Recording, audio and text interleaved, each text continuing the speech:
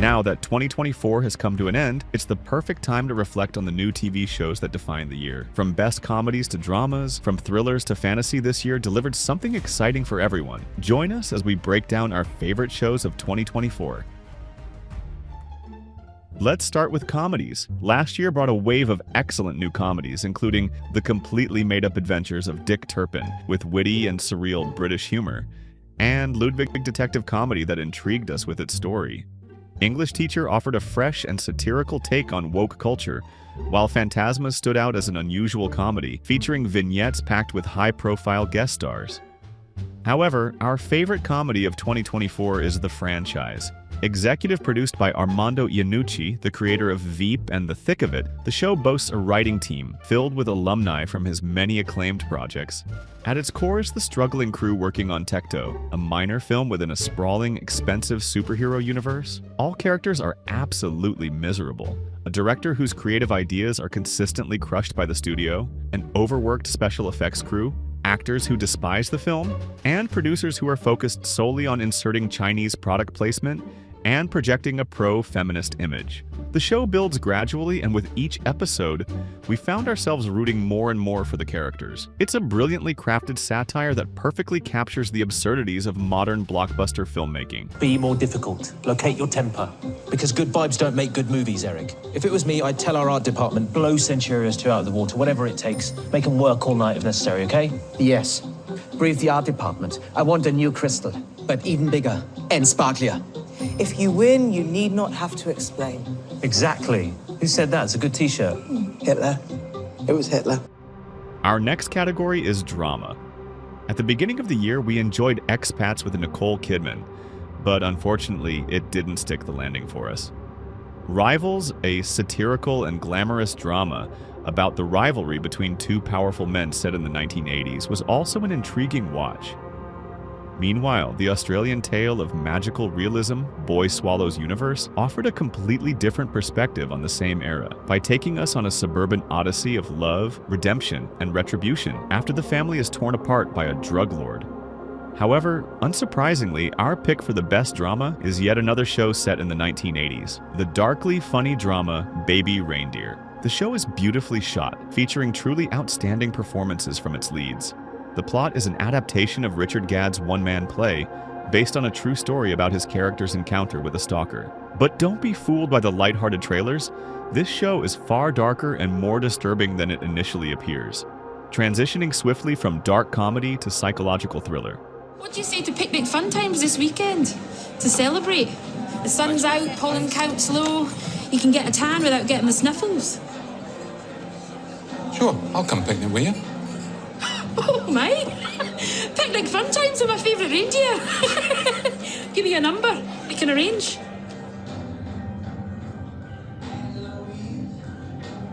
Tell you what, name the time and the place and I'll get you there. Now onto fantasy. Last year brought us an unusual story with a fresh take on Greek mythology in Chaos, one of the rare good superhero shows that follows a renowned DC villain, the Penguin, and a fantastical retelling of Lady Jane Grey's story, the 9-day Tudor queen who famously lost her head. Sadly, the already cancelled adaptation of Neil Gaiman's Dead Boy Detectives was also enjoyable. This was the hardest category to choose, as we don't think there was a truly great new fantasy show in 2024. Ultimately, we selected Time Bandits. Based on Terry Gilliam's 1981 fantasy, the show blends absurdist humor with chaotic adventure. It follows the story of an 11-year-old history buff named Kevin, who embarks on a journey with a ragtag group of travelers. Their mission is to steal valuable artifacts from ancient civilizations and distant futures while evading the Supreme Being. Created by Jermaine Clement, What We Do in the Shadows, and Taika Waititi, the show delivers a unique and whimsical take on the fantasy genre. What would you say is the most valuable thing in the city? Oh, the people's sense of togetherness. Huh? What about an object? Ooh, the magnificent pyramids. Uh-huh. Yeah. And something smaller, maybe? Fit in a bag? Oh, man. Well, there's a lot of precious things in the city treasury. Maybe you would like to go see it? Bingo. For crime and thriller, we love the twists and turns of solving a murder in Fool Me Once, and the suspenseful spy thriller Black Doves, starring Keira Knightley. The Day of the Jackal, featuring Eddie Redmayne as a mysterious assassin, started strong with its cat-and-mouse game between a masterful chameleon and law enforcement. However, it quickly lost momentum as the assassin felt incompetent and the plot became predictable. So, our pick goes to another British cat-and-mouse show, Criminal Record. The story centers on two detectives, one a seasoned veteran and the other early in her career, who clash over an old murder case after an anonymous phone call reopens it. The show masterfully handles a web of characters and storylines without becoming overly complex or convoluted. Every intricate piece of the puzzle links together in unexpected ways. Criminal Record offers a thrilling exploration of preconceived notions, the human obsession with power and legacy, and the lengths people will go to protect their narratives about the world. The acting is phenomenal, and throughout the series, we couldn't help but root for Peter Capaldi's character, even when it felt wrong. You see, the thing about unconscious bias... I'm aware of what unconscious bias is. Yeah, well, it's for the slow ones at the back. No offense, Roy. Sometimes you see an officer can bring to a case a certain distorted view, owing to their own, dare I say it, pre-existing prejudice. Prejudice. Prejudice. Okay, all right, well, let's split the difference. Faith. Conviction. How about that? Next, we move on to science fiction.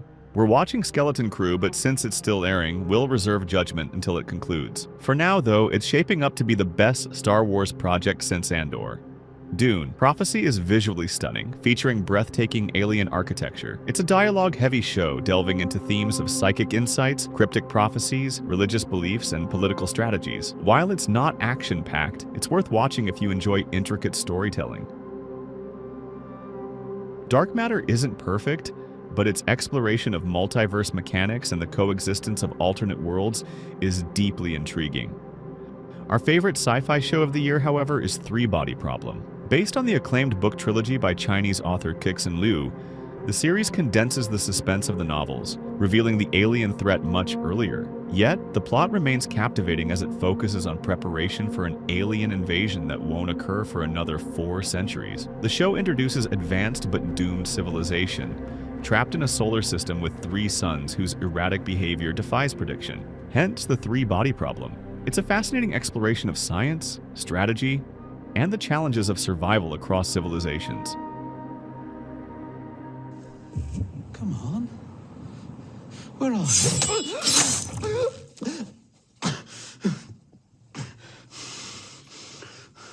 I could taste blood that time. So, you said that your man was talking about predicting the movements of the sun. Nobody would make this game for something that boring. There has to be a bigger mission. There always is. So, what's our mission? 2024 brought an abundance of outstanding historical shows. Feud, Capote vs. the Swans captured the atmosphere of 1950s New York high society, while A Gentleman in Moscow mesmerized us with its unique setting, compelling story, and McGregor's phenomenal performance. However, the standout historical show of the year was undoubtedly the epic and enthralling Shogun. Set in 1600 Japan, a nation teetering on the brink of civil war, the story follows an English sailor stranded after a shipwreck. Immersed in this unfamiliar culture, he undergoes a profound transformation. The series is a masterful adaptation of James Clavell's 1975 novel and shares some thematic similarities with Game of Thrones. Morally complex, selfish, and often ruthless characters, as well as intense violence. However, instead of dragons, Shogun offers characters who wield words as their most potent weapons. The dialogue is richly layered with context and subtext, making every conversation as compelling as the battles that follow. These people are godless savages. Or maybe they just don't give a shit what you think, young scheming little pirate. Why do you believe I'm a pirate? You had 20 guns on that ship. 20 guns. To defend ourselves from unlawful Portuguese galleons piloted by Spanish dogs. We drifted here by accident. We're just merchants hoping to once again cast eyes on our coast of origin. And here are our top 4 TV shows of 2024 that we immensely enjoyed. In 4th place is Masters of the Air, the final installment of the trilogy that began with the brilliant Band of Brothers. This series follows the 100th Bomb Group, focusing on bomber crews as they undertake dangerous missions to destroy targets in German-occupied Europe before D-Day. The show powerfully illustrates the extreme peril these men faced during the war. Like Band of Brothers, we are introduced to many characters, only to lose them in the anonymous mass of goggles, helmets, and other aviator gear. This is partly the point, the emotional connection we build with certain characters on the ground, only to watch their planes get destroyed in one of the show's many harrowing bombing scenes. Death came quickly and inevitably, yet those who survived kept pushing forward, either with staggering bravery or hardened into a kind of fatalistic numbness. Again and again, they took to the sky, and the repetition never desensitized us as viewers. What becomes clear is the astounding miracle that anyone could have survived these missions. Incoming! 7 o'clock! Christ! Smith, report! Smith, report! Smith is down. He's not breathing.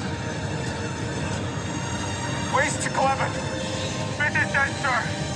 It's 11 o'clock high!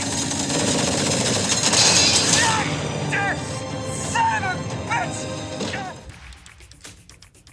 Next is the superb adaptation of the Fallout video game series. We watched the show from the perspective of fans of the Fallout games, and for us it was a blast.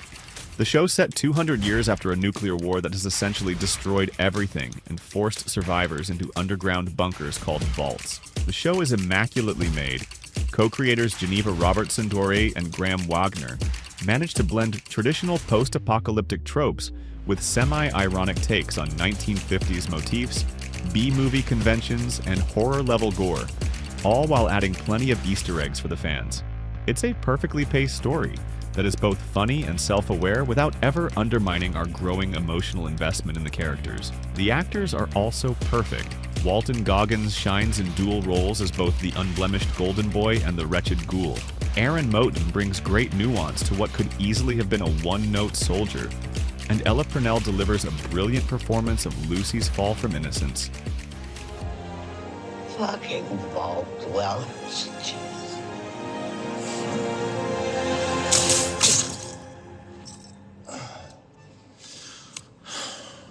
Well, now that is a very small drop in a very, very large bucket of drugs.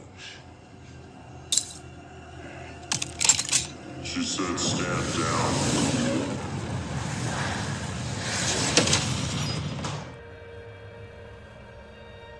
Patricia Highsmith's 1955 crime novel, The Talented Mr. Ripley, is regarded as one of the greatest thrillers that has spawned numerous film adaptations. However, none of them are as hauntingly dark as this one.